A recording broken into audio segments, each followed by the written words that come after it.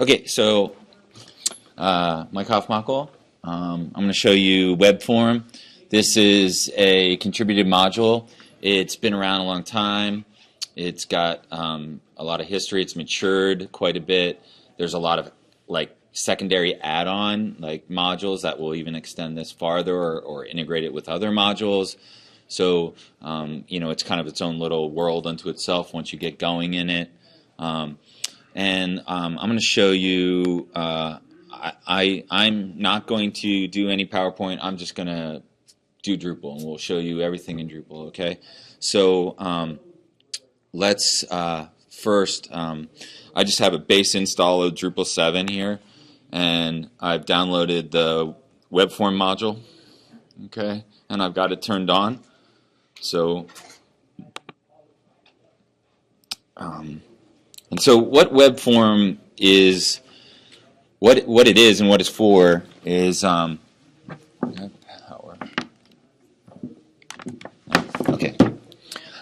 What Webform is it's a way of creating an ad hoc form. So it's a form builder, right? So you can give somebody the ability to make forms and know that when that form's being built, that it's going to have all the proper validation around it, that they're going to be secure, and we're not going to have to worry about injection. And also simple validation, like if it's an email field, it should have an @ sign, it should have a dot, and so it can help them do that. It also can help them lay it out.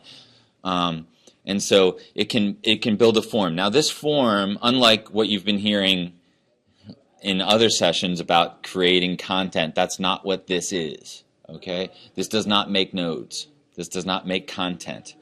Think of this as a survey tool, a way of collecting data. And generally think of it as you wouldn't want to use Webform if you want to display this data back to the end users. Although there is a contributed module to integrate it with views so that you can do that. But I wouldn't use it for that. I would use it for a survey. That'd be a great thing to use it for. When we first set up maybe you got one of the first emails that came out from us, all we had was a single form up there of drop your email address in. And that was Webform, is a single field form. Okay, so it also has some really nice tools for notifying people when the form gets filled out. So I could make a form, and the form can notify this email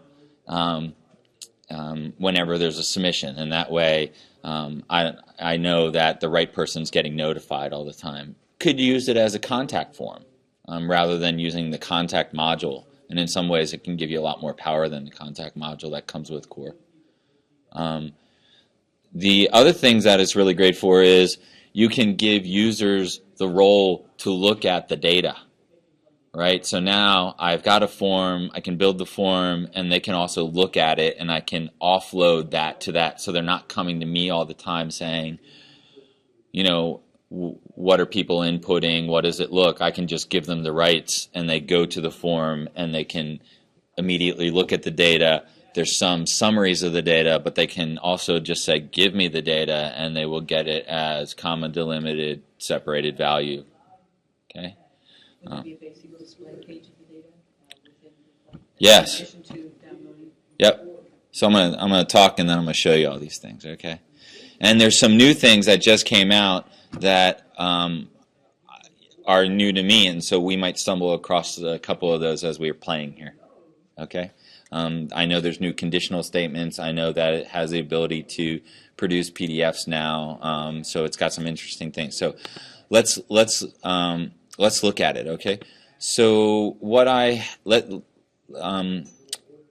created it makes a content type for you, structure, content types.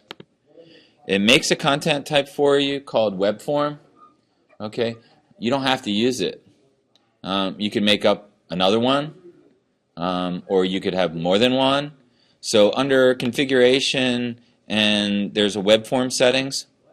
And so here's the first part of configuring it, is saying which node type is going to leverage web forms. Okay, and so in that way I could start running, like I kind of have these kinds of forms and another kind of form, and can kind of separate them and pull them apart. Or they might have really different behaviors, like the node might have some other behavior on top of it that I want, that I might want to separate. But for our purposes, here's just one. And then a massive checkbox, which is really typical of Drupal, right? Totally unusable. Like, I don't know if you've ever seen the permissions page. It's like endless permissions and times the number of roles you have, and then you submit that, and all those checkboxes get submitted at once, right? So, but that's what this is, right? Here we've got a whole bunch of checkboxes, and what this is these are the data types we can use. Okay, so all of these are the kinds of fields we can make, the kind of data we can collect. So date, email. Field set is a way of just grouping different fields together. There's a file. Grid, it says it allows creation of grid questions denoted by radio buttons, so maybe we can figure out that. You can have a hidden field. Sometimes this works really well with the token module. I'm sure you guys have heard the token again and again, right? The token module is one of these modules that you always need, but you never really do anything with. You install it, and then it makes things available. So what the token module does is it allows you to grab variables and then use those in places. And so you might have a hidden field where, I'm capturing something about you, like, I could capture your screen width and push that in there as a token, right? And there's something about them. Were you looking at global configuration for Yes. Webform? Okay. This is the global configuration for Webform right now. And so, yeah. And then you can put markup in there. So markup meaning HTML. Can take a number. Page break. We can have multiple page forms, right? We can start to build a wizard, right, where we don't freak them out like I was just talking about with this gigantic check form. I can ask them one question at a time, and that can be much more usable for people than overwhelming them with a big, gigantic form. So if you do use the page break, does the variables get transported from page to page? Yes. Let's play and look at that. There might actually be a submission in there and capturing the data, or it might just be held. As a global variable and then used, okay, on the final page submission, right? But I suspect that there's actually submissions in between, because if they walk away, you would lose your data, right? Select options. This is just a select field, right? Text area, which is just bigger than a text field. Timestamp.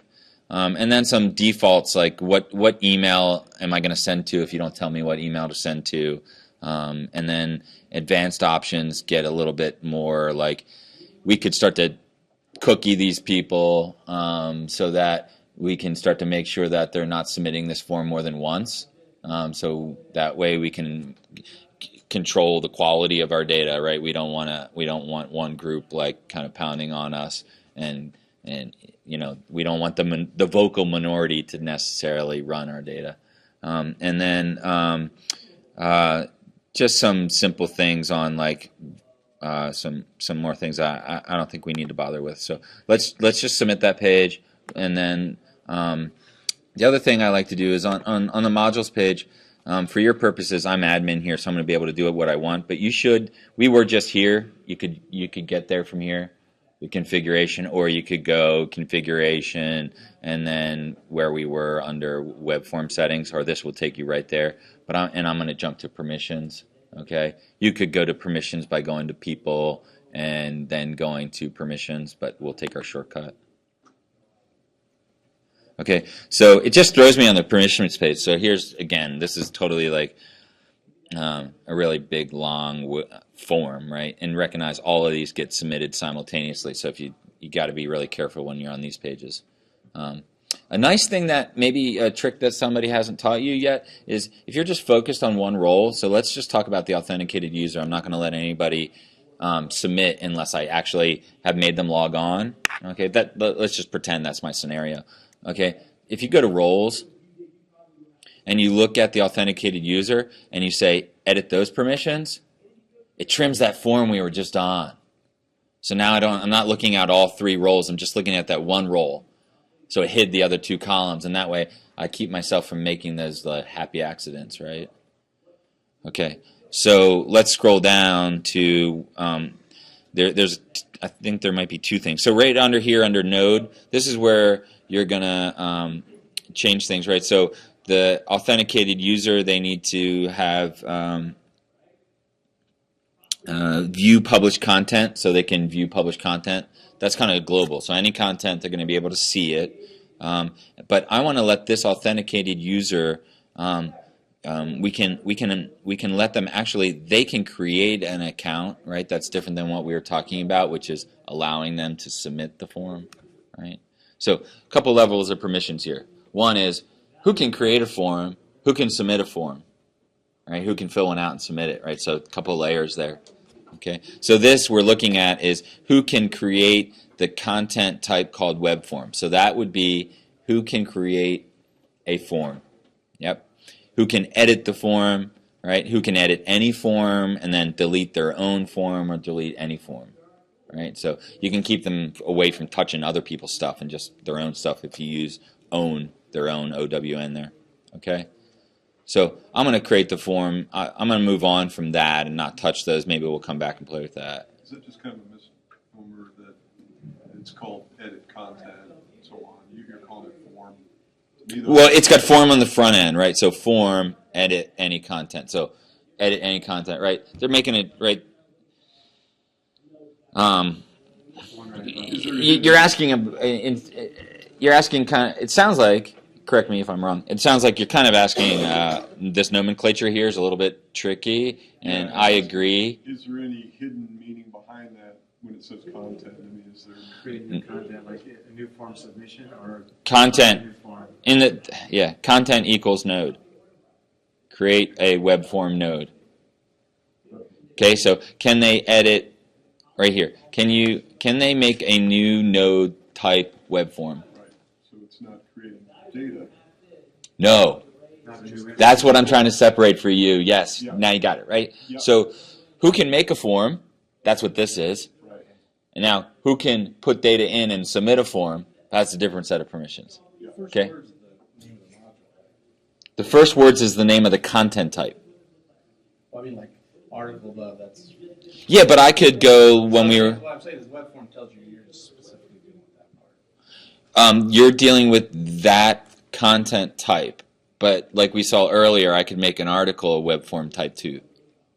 Right. So back here under configuration, under web settings, I could say article is going to behave like a web form as well. Okay, or I could say take the web form away. They web form gives you a content type because they kind of assume that you want this separation from your other stuff. But okay, so where were we? Okay, so we were scrolling down and we were just looking at Node, and I'm wondering if there's a web form specific. Okay, so now here's yes. So why would you want a content type of article or basic page? Well, why wouldn't you always use a content type of web form? Well, you might. You might want to. Why would you not want to do that? Because it doesn't create nodes and views go to nodes. If you wanted to report on all articles, views can give you that. No, I'm not quite sure we're answering that question here. I think the question is, why wouldn't you always use web form? And I'm like, yeah, you should always use web form.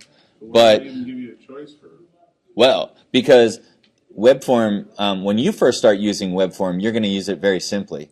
But this thing is very powerful, and so we might want to make 2 different kinds of nodes that can also be forms, just to have that kind of separation between here's a particular kind of form, here's another kind of form, especially if we want to start dealing with permissions now, right? Because we were just looking at the permissions page on this person can create not the module web form, but the content type web form, right? So if I made, let's do it, right? So let's go back to the configuration since you're asking, just to push this. Right. So here I am. Let's make article. Okay. Just let's just think about it for a sec. Okay. Now when I go back to people and I go to permissions, right, and we look at let's do my little trick so we don't have to look at all this stuff. And I'm going to look at authenticated user. Now I have 2 different kinds of web forms. Okay, and I can control the permissions granularly for each one of those. So I can say, look, this role can make this web form, but I got another kind of web form called article, and a different role can make those, and it behaves differently, right? So you might be wanting to, it gives you granularity. That's the answer to your question. It gives you more flexibility. I can meet more, I can map to more possible mental models here, more architectural designs by having that flexibility. And originally, when Webform came out, you didn't have that choice. And just You're saying that there's other modules that require articles that aren't going to be compatible with Webform. there aren't other modules that require article. Usually, what's happening is all modules are starting to get to the point where they're flexible like this, and you have to declare what content type that you want it to go against. So whatever module you were just proposing would have a configuration in it that says, I want to leverage that content type. To hard code in article would be a mistake. You want to make that a configuration choice. Okay. So are there modules that wouldn't be compatible with the Webform content type? And so this is... No, not necessarily. From Drupal's perspective, this is just another node. And then before Drupal hands it over, it says, okay, who wants to participate? And Webform says, I do in this case, and it's going to tack on its extra thing. So let's get to those things, okay? All right. So, okay, but down here, the permissions, I was just about the second ones. So the first ones under node were about who can create the node. Here's who can access the results, who can edit all the web form submissions, right? You could go in and remove data, but not all data, right? You can live, right? And who can access their own forms or edit their own forms or delete their own form submissions. This is submissions here, okay? So that was to your question before about the difference between creating a form and submitting to a form, okay? So we've seen both those permissions, and we've also seen how we can split it into multiple content types and even get creative now, right? So, okay, so let's make one. So I made one for us, and I used Webform, okay? And I just started it off, but I didn't go very far. So all I did was I said, I'm going to make a form, and, thinking about myself, I was like, I'm going to ask all these people how they feel about DrupalCorn, right? So I put a title on it. Let's edit it. Okay, so here's standard node, right? You put your title, and I got a little body there, and then you submit it, and it so far, so what, right? Okay, great. But you got this new tab called Webform, and you got a new tab called Results. Okay, that's not available on any content type that's not marked as being Webform. Okay, so these are new tabs. So let's look at those, because I don't really have a form. I got comments. Let's turn those off. They're in my way. So down here, if you don't know where the comments are, I'm just going to close those out and say save. And now I don't have that little comment at the bottom, right? So let's look into this web form, because I don't have a form yet. All I got is a title and some body, right? So let's actually make the form. Okay, so let's say somebody give me a question that we're going to ask someone. First name. Okay, so here's first name, and I like that you said it like that, right? Instead of whole name, which is really hard to parse later, right? So you'd like first name separate. So first name, this should just be a text field. We don't need a whole area, right? Area. The difference from a database perspective is area just is a much bigger cell and can hold a lot more, but it's also bulkier to move around. So let's just stay with field, because we're probably going to get name in there. And we'll make it mandatory, right? They're going to have to give us that, otherwise they can't submit the form. So that's validation right there, right? Can't submit the form unless you do this, right? Okay, add. So now it's going to go a little bit farther. It's going to separate. Here's the label. Here's the key being the machine name. Once we set this, we're probably not going to be able to mess with the machine name, but we can always come back and change the label later, right? So I'm going to change the label from first to first name, but I'll leave the machine name just to kind of drive home the difference. Default value. Well, here's the tokens module, right? So what kind of tokens can I use, right? Well, we happen to have, like, we don't happen to have any tokens here, but if we had one, we could leverage it and pull it out. So let's say they were logged in and they had a profile field where we already asked their first name. Well, we'd jam their first name in there, and if I had that, the system would already be providing that to me. So all the tokens start off with a parentheses sign like this, and then they tell you what they are, and you literally you take it and you copy it and you put it up there. Right, and then it'll use it. So when they land on the form, they're logged in. It's going to take the name out of the profile field, stick it into this web form, so they don't have to fill it out. Does that token exist? I mean, first name, surely it does, right? No, it hasn't been created anywhere on the system yet. I have a brand new install of Drupal, right? And the only requirements for a user account on Drupal is email. Okay. So that's not out of the box. You have to create that token. Username, email address, and then a password to get in. That's all it takes to get Drupal going. Okay, so you want to know more about your users, right? So under account settings here, right? It's complaining can't write to a field. We'll ignore that. Okay, we're going to manage the fields that are users.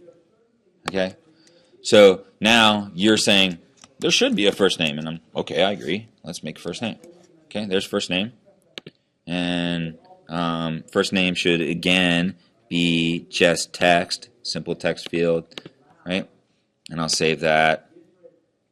Right? How long should that be? 250 sounds like a lot. I probably would capture their name in 50 characters, right? Well, some countries, right?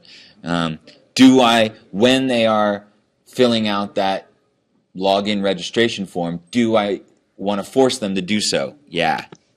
Right? I'm not a big believer in optional fields. They don't get filled out. Okay, so there's no reason to give them filtered text. They're not going to put in anything but plain their name, so there's no reason to run it through the filter except for the plain text filter, which will just scrub everything for us, right? The size of the field is how big the window of the field is on the page, so a little bit of theming in there, right? So we'll design how big that is right here, right? And I can change that, right? So, I'm going to say 75, which is much bigger than our character limit of 50, okay? And then we don't want a default name. Now, fields is a little funny because I can make one field but take multiple entries to it. So get your brain around that one, right? So I'm only going to allow. So I could make a field such that I could be like, what are your interests? And then you could be like this and this and this and this, and I capture them all, and they'll all be parsed separately, right? But that doesn't apply here. But Drupal doesn't know we're really doing first name, so the idea that we would have more than one first name doesn't make sense. So we'll just leave that at 1. Okay, save that. Okay, so now we have what you asked for, which isn't really about Webform, but let's go see if the token exists. So field and token are not synonymous. Tokens are made from available fields and other variables that exist. But we didn't have this thing called first name yet, so therefore it didn't exist. But let's go back and see if it's there. It may be. I guess the reason why I ask is because you were talking about a profile that already existed. But We were looking at the profile field. I mix up the word profile and account.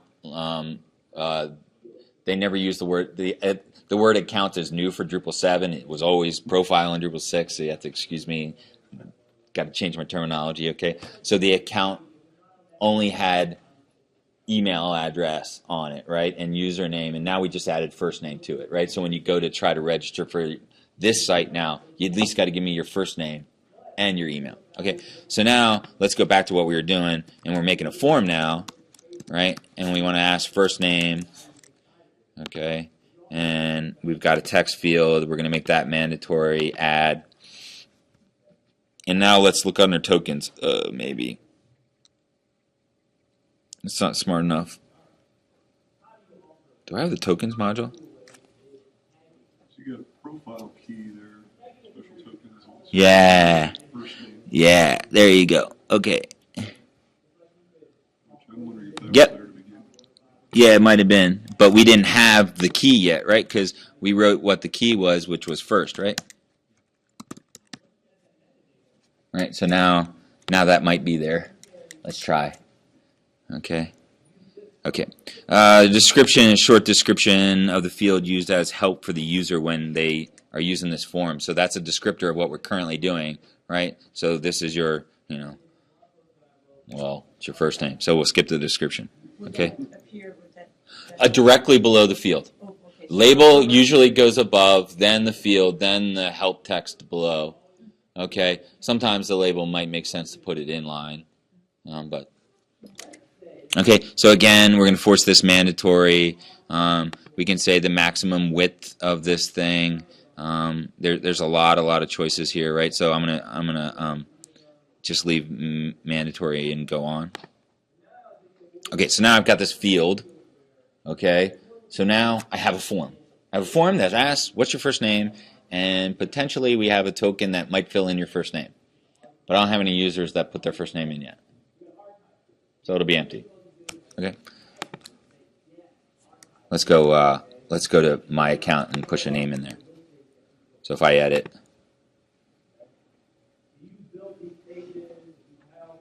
now at the bottom, I have this thing called first name. So we'll test your theory all the way out.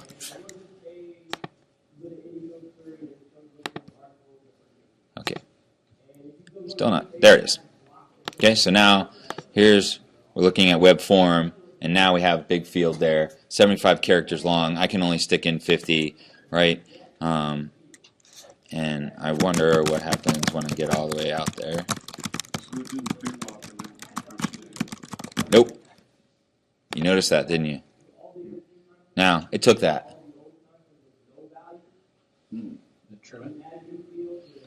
So go back to the form. Let's look at the results. Let's view them. So it took it. So was that more than 50 characters? I think so. I don't know. I didn't count them, but notice captured my IP address by default. I didn't even have to set that up. Right? So that's an interesting thing that it's doing here, right? It's got a timestamp. It knows that I'm logged in. I didn't tell it to do that. It's just doing it. Okay?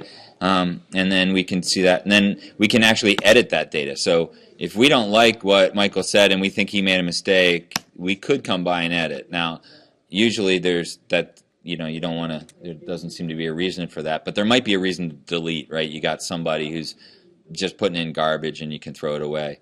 There's this analysis now page that'll get more interesting as we add a couple more fields out here. Right, where it's doing aggregation of all the data that's coming in and showing us that. It can show us it in table form, and we can sort by number, and then we can download, and we can say, I'd like this as Microsoft, download that, and now it's trying to hand me an Excel file. Right, so that's kind of cool. Don't hit the clear button. Okay, don't give the clear button to anybody. Okay, because I just cleared the form. All the data is gone. Okay. So work with your permissions, right? I'm root here, so I can do whatever I want. But work with your permissions, and you can allow people to look at the data and download the data and not mess with the data. Okay. Yeah. So how do I add a filter so that they don't put semicolons in the name field? Yeah, that was kind of weird. Let's go back and look at that. Let's look at Webform again. Okay, let's edit our field here. Oh, there's our key. Oh, that's the key that's for this one. So that's why I did show. We just typed it first. No, but this is the key for this field that we're trying to fill in. What we're trying to do is get the key from the user account field, right? Woo! Yeah. All right. So I'm trying to leverage tokens here, and when it works, you'll be like, "Oh, I get it." But because it's a little abstract right now. Here, give me just a second here to go back to the user accounts are under. Yeah, auto-populate. I'm going to auto-populate that name based off of the fact that I know you're logged in, and I already know what your first name is because you told me before. Right? Users love that, right? And it also makes your data more accurate. Right, so let's see if I can get what the key was. Oh, it's under here in manage fields. So, oh, there's the machine name. What's a machine name? What's a key field? Yeah. So, Confused. yeah, me too. So let me just take this name and see if I can bring it back with me. We're getting off in the weeds a little bit with the. Oh, you don't see the form here because what we're looking at is not the node number, right? We're not looking at the node. We're looking at a river of news, which is a trimmed version of our content, and I only have one piece, so it's a little confusing, but if I had lots of data here, you'd see a list. So this isn't the form, but if you click on the title, now we're at the form, okay? We're at node 2, okay? This is what the public would see without the tabs. They would see without the tabs. Yeah. Let's keep going here. I don't want to get I don't want to get so stuck on token and getting that to work that we don't get a little bit farther on Webform. But let me drop this thing in since I'm carrying it in my paste. See what happens. Thank you. So you're putting the machine name in for the key. Profile key. I'm making an assumption that profile really equals account, right? So like, you find that Drupal's like it suffers from terminology changes, and even internally, it's not getting it right. So, oh, profile or first name right here. Profile first name. I don't know. No, it's possible. Okay. So I changed it there. Maybe it'll happen. But okay, last name. That makes sense, right?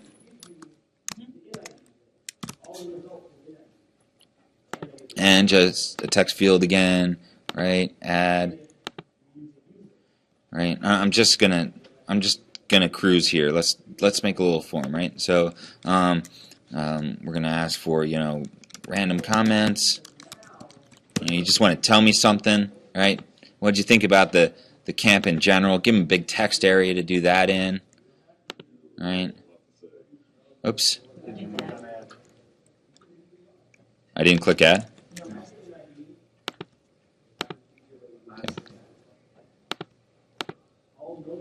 Okay. And there's like, you can hide the label. You can even make private fields like that are available. Okay. Random comments. Let's look at all these data types here and let's think about this, right? So I could be like, what dates did you attend? Because we had a 2-day event, but some people only came to, some of it. So what days did you attend? But I wouldn't do that as a date because then they get a big picker of like picking like dates that aren't even for it, right? So let's do a little better and let's do a select options, right? And we'll pick that for them. So what days did you attend, right? And we'll make that mandatory and we'll add that. Okay, and so now here on this one we happen to have options, right? So and when you read through this, right, key value pairs must be specified as safe key, some blah blah blah blah blah, herp derp derp derp, right? So it's what this really means is the way that a select list is shown is you want to show English to people, but machines don't like English because it has lots of spaces in it and other things that are hard to deal with. So there's this safe key and then some readable option that they're telling me, right? So I'm going to say 1, so that's day 1, right? But that was really, to them, it's going to be August 3rd, right? And then 2 with the separator of the pipe, or it's going to be August 4th. You're creating aliases here? I'm creating a select list, Oh. right? And I'm just, what they're saying is you put the machine name here on the front end. I'm trying to decipher what they mean by safe key because that's not a very good word for you guys. So then you need to check the multiple box too, right? Exactly. Right, so now you can now they can say both days. Otherwise, you're right. Yep. Okay. Okay, lots of validation, right? Lots of options, position. I don't know. Very safe. Every time I come in here, there's more stuff. Like, that's the thing about Drupal. That's why I keep choosing Drupal, is like, those people are working for me right now while I'm talking to you, and then something nice is going to come along that I needed, and here it is, right? And then I go to my client and I say, look what I did for you. Right? It's awesome, right? Okay, so let's look at some of the other types and see if I can't.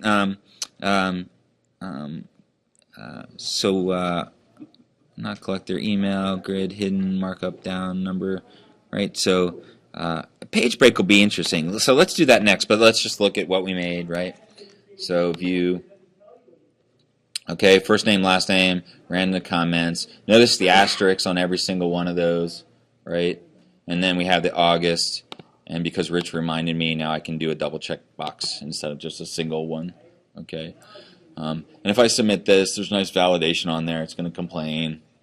It's going to tell me what's going on, right? So that would be so hard. Like if you had to program that and write that to make that happen, and they've just a few clicks here, and I've got a nice web form that's safe, right, and validates well. Okay. Okay. Yep. Keep asking. Well, so what about my earlier question? How do I make it so that I take out the semicolons and first name? So I think that was back. Let's look. So I think that was under here. It's Text field. yeah. It's about kind of what field. No token value description unique. Oh, the text field. Yeah, just a big text field label display. How do I filter the text field? The input filters, right? We are not working with content types. They don't exist here. They don't apply. Okay. Like John was showing us. They apply. Use those in this context. Yeah. Let's look at our text area to answer your question. I'm still thinking about you, but I don't have your answer yet. I haven't forgot, but I'm trying to pretend like I'm still looking. Okay. So you asked me about what was it? What was your question? You're talking about input filters. Yeah. I thought I saw that when we made a new one. So let's go back to, huh? Okay, let's look at that. Here's a whole section we haven't touched yet, right? So this will be cool. Here's form settings, right? So it says currently not sending emails. Oh, let's send an email, right? So what's the address? Okay, and we're going to say send this to, well, let's not send it to me. I'm the developer. I don't want to deal with that. Let's send it off to Bob, right? So Bob at bob.bob. He's going to get some mail, right? And it looks like they got a component so you could actually take the email out of there. So somehow. So I'm going to add that. Now we get this big thing right there walking us through what we're going to do, right? So we're going to send an email off. And what's the email header going to be? It picks a nice default for us. It's pretty good. It defines what the form is. You could change it. You could put values, other values in there if you wanted, right? So, but I'll leave the default. And the email from. Now, if you don't know email very well, the email there's kind of this. There's a difference between who the sender is and who like you see as who is it from, right? This is email protocol, right? So you could say, right, I'm going to send to Bob, and I'm going to send from Michael at Hofmackel, right? But who's the from name? I'm going to say that's custom, right? This is going to be coming from the site itself, right? So this is DrupalCorn Camp 2012. So that's what it's going to say is like who is it from? But if you dig in, the email address is different, right?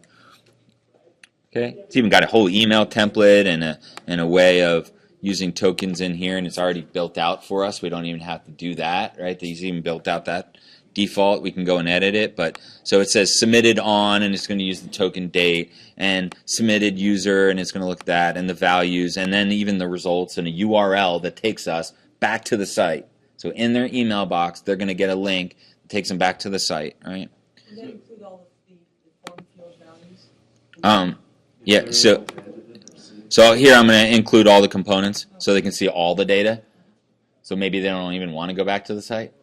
They can just see it all. We just gave it all to them, save them a step. Okay, so let's save that. Is it email format HTML? It is probably plain text. And it doesn't need to be HTML. Like, we're not doing a marketing campaign. This is internal. Like, I'm sending somebody submitted a form, and I'm telling somebody within inside of our organization that it happened. They'd have to copy and paste that URL that's coming in the message. No, it'll be linkable. It's a link. Most email clients are really good about turning links for us. We don't have to worry about that too much. So that's just a stretching the capabilities question. Yeah. Like if in your form you ask them to pick a photo, and then you want to send that photo, or you want to send something to it that requires HTML formatting. I bet there's a module for that. and I'd put $20 on the table. There's a module for that. So this Help is us do that. essentially just straightforward. Yeah. It's simpler, right? It's right. Okay, so I changed the email address to be mine so that we could test it, right? And then here's the form settings, right? So we can give them a confirmation message. So like we can be like, thank you for your time, instead of just flipping them back on the form like we did before, right? We could send them to another URL, right? But we'll leave them on a confirmation page. We can control how many submissions per user, right? You could run the form and then close the form at some sort of time, right? Okay, so let me just submit that, and let's get back to our view. Oh, can't. There we go. Still have validation. Okay, so let's fill out this form, right? So Michael Hofmackel, this was freaking awesome. Okay, and I was here both days. And submit. Okay, so data collected, email sent. Let's hope that happened from my dev box here. Now you get to all look at my email box. Okay, so look here, it came from DrupalCorn Camp 2012, right? I open it up, and inside I can see when it was submitted, by who, and they even pass me all the data. And if I want to know, then I can just click on this link, and there I am. I'm looking at the results. Okay, so we're on the results page of that form. So if I go back here and I go to results, I think it was on probably table. We're in a modal here, and when it landed us, we were looking at this page, but we weren't in this pop-up view, right? So it looked a little bit different, but it's the same page. Okay. And the public could see this list of results? Nope. This is just for... Let's log out. He's an administrator, so he can... Okay, so now I'm logged out, right? And now I go to the form, and here's Sally, and whatever. And this was okay. No exclamation point. Okay, she only came for one day because she missed me talking here. Okay, but captured, sent, right? So I'm the person who the email's going to. I'm the person who's interested in the data. So again, I can go back here, and if I get a refresh of my email, don't look too close. I got to get some permanency stuff. Oh, didn't come yet. Okay, I don't want to leave us in there too long. Start figuring out what I'm doing. Okay, so okay. Quick question. So, Yep. So the data that's been captured is data. It's not content. It's not nodes. But is that data something that can be acted upon? You can access it. You query it. You can use it in variables to drive workflow or something like that. Or is it just pure data that's only, I don't want to use the word content, but Okay, go back to my original thing about when should I use Webform? I should use Webform when I don't want to display it back to end users. I think that's one of the questions and really gets at the root of it. So some of the things you were talking about is like leveraging them again, but not necessarily giving back to the users, but leveraging them in workflow for back end.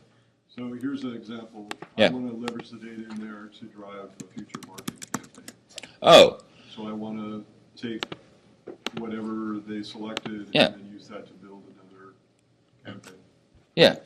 So It depends on how integrated your marketing software is, if you have any, with Drupal, right? So if you are doing marketing like I did for the camp, then you would hit the download and you'd pull it all out and you'd make a list in MailChimp and you'd copy paste it in there and then you'd send off your campaign.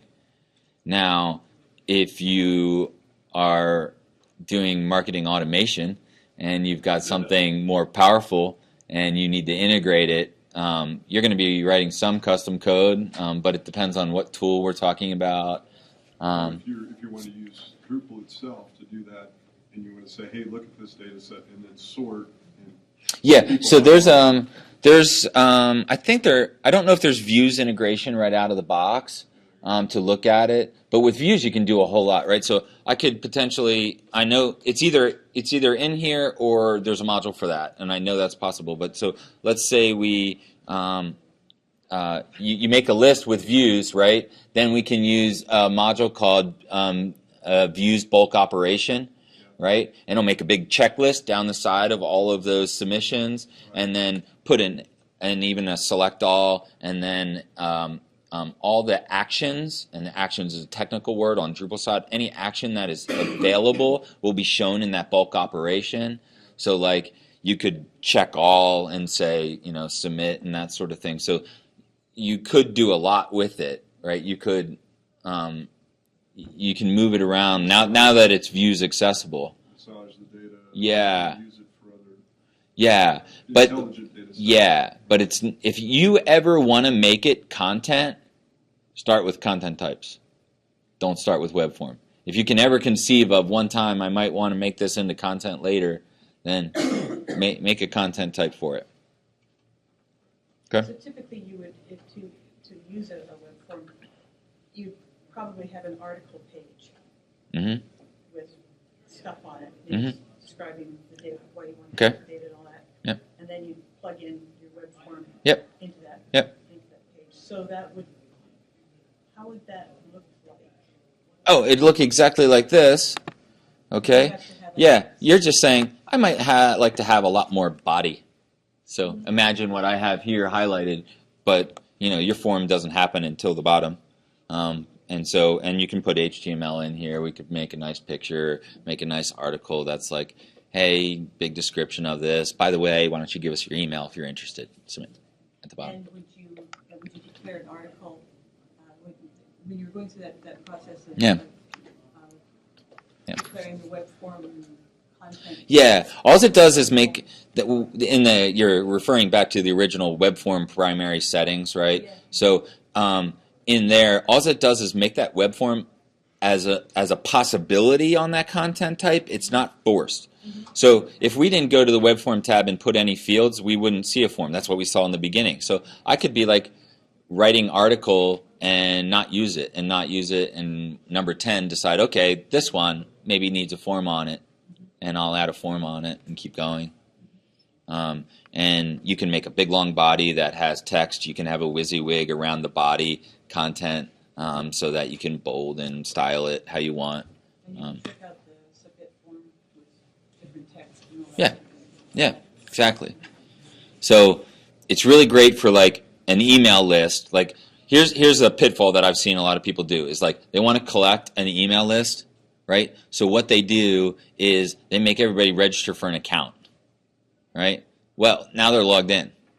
And now every time they come to you, they're carrying a session and they're logged in. And the more people you get, the slower your site goes, right? So if you just want to make an email list, don't use the account registration to do that. Use Webform. Just collect email address as a field and submit. Yeah. And like I've been using, MailChimp's kind of dumb, like as far as how smart it is for marketing purposes, but even it's smart enough to know that if I pipe in a list and it's already got the name in there, it's not going to double up and send 2 emails. It can merge the lists. So, at least to get up and get going, a simple download is definitely sufficient. If you want to make a stronger workflow where you don't have to download it, that's possible. You download Yeah, I'm referring to Steve's kind of question here. If he's I know Steve, he's thinking about back end workflows, about like, how do I build this end to end so that I don't have to do that download, is what he's already thinking about, right? So there's solutions for him that we don't have time for. So a question kind of related to that, whether it should be a content type with nodes or Webform, Yeah. secret agent data. Let's say I want people to volunteer, and they put in the volunteer information, what days they're willing to work. And this Yeah. and I have a volunteer administrator. And so he'd like to find out the people that want to work on Tuesday or whatever. Yeah. So do you think that would be better as content? No, that's a great web form analogy, right? So you give him the ability now, and he can look at the results of this form, right? He looks at the results, and now he can do he could do an analysis and say, here's how many people voted that way. So I know I got 2 people on Friday, and I only have 6 people on this day, right? And then so then he can look at table, and then there's very specific data here, right? So we can see the days. And if you really want to like get at the data, download it, right? What is the security of the data? Like, for example, RHR wants us to build some kind of forms for job applications. Sure. Security of web forms?